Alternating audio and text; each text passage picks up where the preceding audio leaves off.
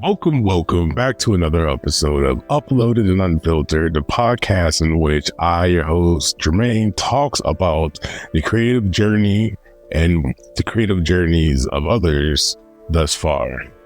If you're a long-time listener, you probably noticed there have been a few changes to the format of the podcast. I'm starting to introduce more solo focused podcasts to drop a bit of information and knowledge to help us on our creative journey. To keep that train going, today I have two topics I want to talk about. The first being pushing through that stickiness, that icky feeling we feel when we're about to do something we've never done before. Pushing through that to the other side to get what we want, our goals tackled and our goals achieved, as well as the TikTok ban. I will be talking about the potential impending TikTok ban, what I think about it, and mostly about the thoughts I have on the creators who are still creating on that platform. So let's go ahead and get into it.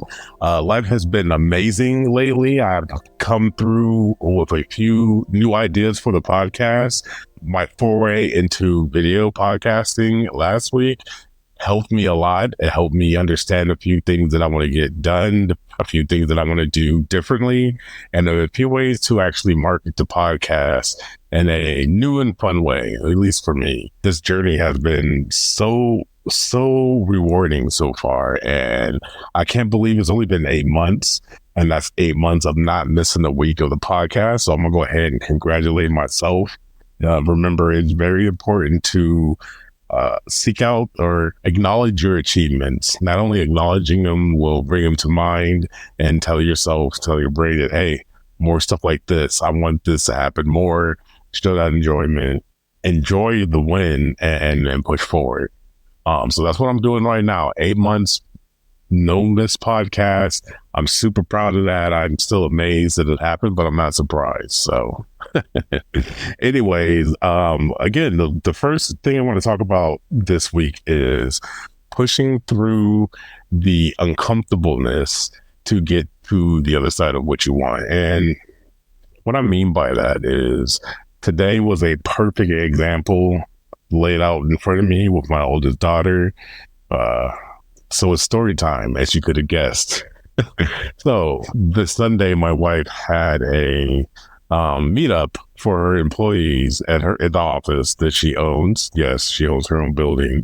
So she had a meetup, a potluck, if you will. There was pizza, there were cupcakes, there was food, and it was employees gathering together, like-minded individuals, and just enjoying each other's company. I don't think it was anything work-related. I'm sure they talked about work because that's what you do when you get around people who do the same thing you do and enjoy. You talk about that stuff. So if I go to TwitchCon, which I do plan on going to TwitchCon this year, I will be talking more than likely about streaming stuff with other streamers. Stuff like that is fun. So anyways, wife was having a good time. I had to go up there and fix a few things because not only am I the husband, but I'm also the IT professional. I think my official title is director of IT, something of that nature. Real easy stuff, thankfully, and it's all based on my recommendation because I'm the one in charge. So I love that. Anyways, I fixed. She has a digital signage.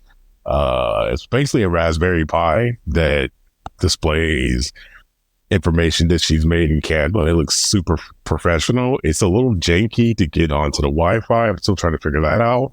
But the idea is when she wants to make changes to it, she can do so off an app on her phone, and it should update the box seamlessly, but we're working towards that. Actually, this was not about that device. This is about me fixing things. I also had to fix a exit sign battery, which we found out we got the wrong one, so that should be coming soon. Anyways, there was a ton of food there, nice, lovely goodies, things that you would see at a party. And my wife asked my two daughters twice, well, multiple times, hey, do you want to go in there and get something? Now, keep in mind, not that I've shared this, but I'm sharing it now. My girls are kind of shy. I would say my youngest one is real quick to get over that shyness if there's something on the other side that she wants. So she understands the power that our minds have and how we can push through things when we want to, when we are motivated correctly, we will push through any mental break to get to the other side. My oldest daughter is like I was when I was her age, super, super stubborn. Once she gets something into her mind, that's it. There's no changing her mind. And I both applaud and well, you know what? I applaud her for having that mindset because it will pay off for her in the future. We just need to get her to see that sometimes the stubbornness is on something like would you realize that, hey, I'm being stubborn for not a good reason. Then it's okay to revert. It's okay to admit that, hey, maybe I shouldn't have been so stubborn about this and go the opposite direction. So my daughter does not like to go in front of people. People love her. She's great. She has a great personality. She's funny. She is very kind, but she just does not like interacting with people that she doesn't really know, especially strangers. So I was hyping her up the whole time. I'm like, listen, all these adults, they're nervous about being around you. They're probably thinking, oh, what is she going to think about me? So you don't even have to worry about that. Plus, you're the daughter of the owner of the company. They're going to be kissing your butt this entire time. And of course, she laughed a little bit. But I was like, but really, other than that, what's going on? What's stopping you? If you give me a good reason, then I won't even ask you about it anymore. I won't push you to go in there. And so her first reason was there's a lot of people. And I was like, okay, cool.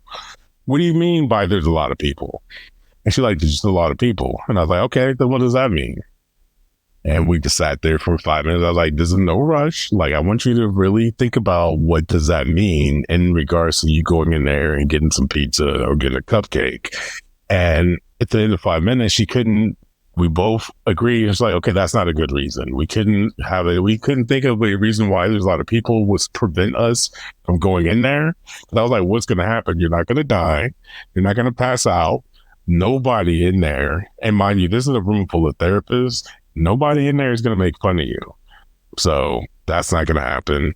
I can't think of anything else. Like nothing. I can't think of anything bad just going to stop the party and be like, oh, you did this thing. Oh my gosh. So we wiped that one off. The second one was, she's like, oh, well, I had a popsicle earlier. So my girls are awesome and amazing, and we try to keep them from eating a bunch of sugar. So her argument was, hey, I already had a popsicle today, so I can't have a cupcake. And I was like, nah, that's not a good reason. You know, getting well when it's Thanksgiving, you're eating 7 or 8 sweets. Without caution, no thoughts at all. So, and plus, I'm saying you can have a cupcake, especially if you're going to go in there and get it yourself. She's like, so I was like, so is that a good reason? And we both agreed, nah, okay, that's not a good reason. So her third reason was, oh, I'm trying to watch my sugar intake. And I was like, all right, cool. So you're cool with me telling you not to eat sugar for at least till Sunday. Sunday's Easter. Of course, we're going to have some candy on Easter. But I was like, so if you want, I can help you out with that. Easy. I'll just not let you have any sugar until Sunday. And of course, her fear of going in there outweighs eating sugar. So she was like, yeah, let's do it. And I was like, all right. So first off, that is not a challenge. You telling me that you want me to stop you from eating sugar and you want to see if you can do it? I was like, that's not a challenge. Like, you just got to listen to me. And thank God you're a great listener. So no, we're not going to do that. I was like, the challenge is you doing it yourself. You having the willpower to say, hey, I don't want sugar. I don't want to have any sweets. I don't want to have any cupcakes, none of that. And making it till Sunday. And she's like, all right, fine. Because again, she's stubborn and she doesn't think that she doesn't know how stubborn I am. I'm going to keep her to it. Maybe. Probably not, because I know she doesn't want to do it and I don't want to do it. And I'm trying to get her to understand that saying, hey, I don't want to do this doesn't make you weak. It doesn't mean you failed. It means that, hey, I could do this if I wanted to, but I don't want to. The will is not there. So eventually, I hyped her up enough. We talked it out. It took about a good 10 minutes. And I think it was mostly because she didn't want her mom to play videos of her on a big screen TV, which, you know, like part of me thinks she wouldn't have did that. But then the other part of me thinks she definitely would have did that. So who knows? But it was enough that she at least went through with it. She went in there. She was in there a good like 2 or 3 minutes, got a cupcake. I'm pretty sure my wife stopped her to say something. But she came back to the room and I was like, how do you feel? And she's like, good. And I was like, so what happened? Like, did you fall? Did somebody make fun of you? She's like, no. I was like, did anybody even say anything to you? She's like, no. And I was like, so what did you get from that? And she said, and this warmed my heart, this solidified, not that I was thinking I wasn't, but this just another reason that made me think, okay, you are doing great as a father. You're doing good work. She said, sometimes I have to do hard things to get what I want, especially when I know nothing bad's going to happen out of it. And I just looked at her. I was like, yes. I would have gave her a big hug, but she's super don't touch me sometimes. So I didn't want to push it, but I was like beaming. I'm like, that's what I'm talking about. All right, cool. So with that being said, let's flip it to content creation. There are definitely things in life. And before I get into it, the thing that really stuck out with me is I knew there was nothing going to happen if she went in there. Like, I envisioned her going in there, getting cupcake, coming back. So I knew she was going to do it.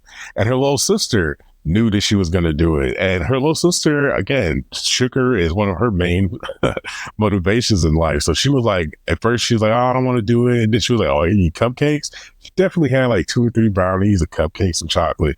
But whatever, man. She got over her fear. And now we know what her motivation is. But my oldest daughter, was physically like shaking because she didn't want to go in. Like, her whole body would tense up when the thought of going in there. And like every time I would ask her, so what's going to happen? What's going to happen? Consciously, of course, she couldn't think of anything, but subconsciously, I don't know what happened at school, or it was some event that I missed in her life that has put that feeling inside her, that meaning of, hey, if you go into a room with a lot of people, that equals something that's not good. But I do intend to work with her and figure out what it is so we can break that. But it was a physical reaction. It was her reacting to a future that didn't exist because it hadn't happened. This was just all thoughts in her head. These are all things she was thinking that could occur if she went in there. And those thoughts physically made her react to doing so. So I didn't tell her this because I didn't want to go too deep into it, but we got to remember that our brain does not know the difference between imagination, between something that we thought of, or something that actually truly happened. It doesn't understand past, present, or future. Everything is in the present for our subconscious. So when we are thinking about future events, and we are physically reacting and emotionally reacting, that's because our subconscious believes that those things are truly actually happening. And this is what I mean when I say don't focus on what we don't want to happen. Let's focus on the things we do want to happen. Let's focus on the positive things that we want to occur in our lives because of the things that we do, because of the things that we create, because of the people we interact with, and because of the people who we have become. I think focusing our energy on that stuff is far better than focusing on, oh my God, what could happen? Because again, those things physically have us change, and those physical changes might happen just body, might be just mood, but that's going to change your interactions with the people around you, all because of something that you are worried about. And again, I don't think feelings like that suit us. They're not useful as feelings. Like that feeling of anxiousness is not something that I think is needed and necessary. So when it comes to pushing out that new content or working on an idea that you've been thinking about for weeks, but you are hesitating because there are too many people in the room, or there are too many people who have eyes on the content that you're creating and they might say something about it. We need to push past those feelings to the other side so we can be like, oh, nothing happened. That's happened so many times in my life, especially in content, that I no longer have that feeling. Every once in a while it pops up, but I'll quickly remember, oh yeah, I'm just going to push through this because on the other side is a lesson if I mess up, or B, the goal that I want to achieve. Either way, I'm learning and I'm moving forward.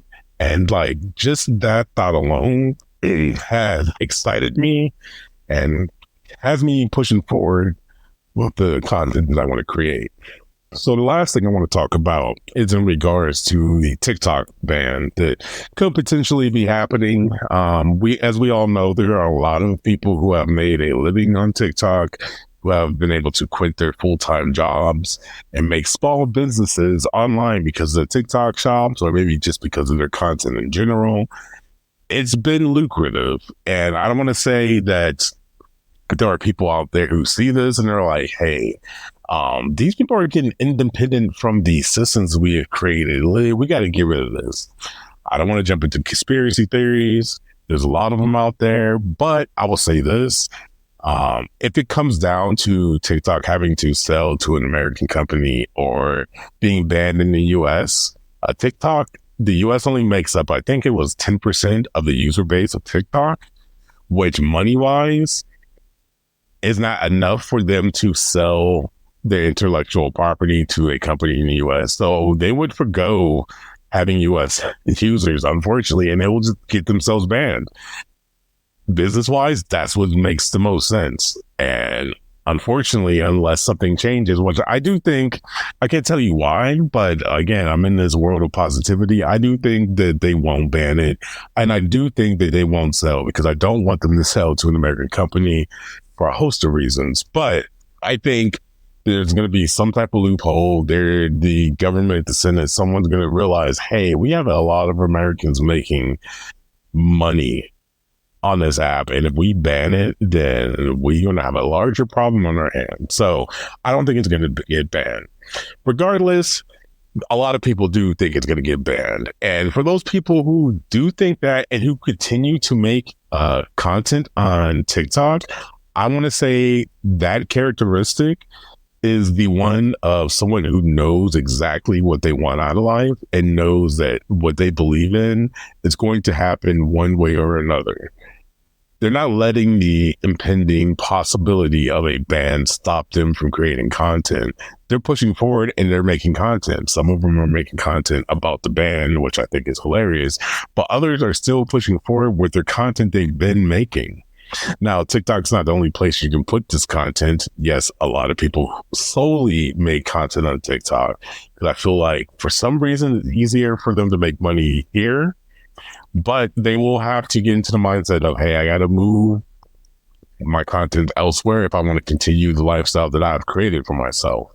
I think that's going to be a large shift for a lot of people, but I do think the fact that they're still making content in the midst of this potential ban is a positive thing. I think it's a sign of, hey, they're willing to do the hard things and they're capable of shifting when need be, when the time comes. So I just hope everybody out there who is making content for TikTok, do not be worried, do not fret about whatever the outside algorithm, the ban or all that bullshit is about to happen.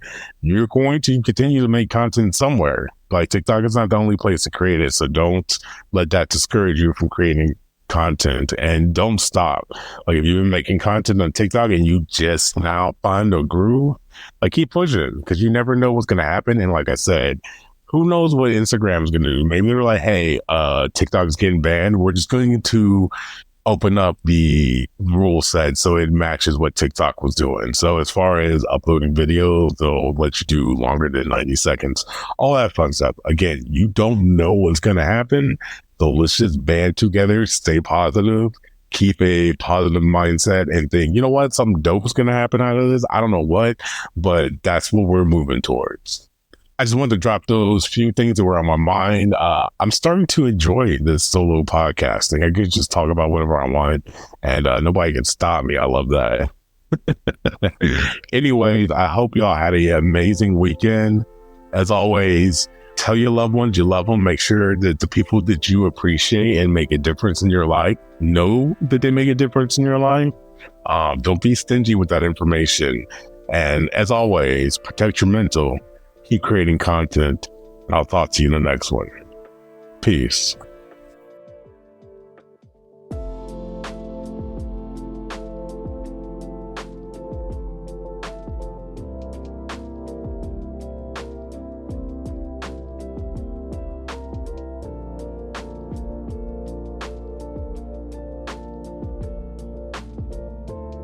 Thank you for listening this deep into the podcast. I truly do appreciate it.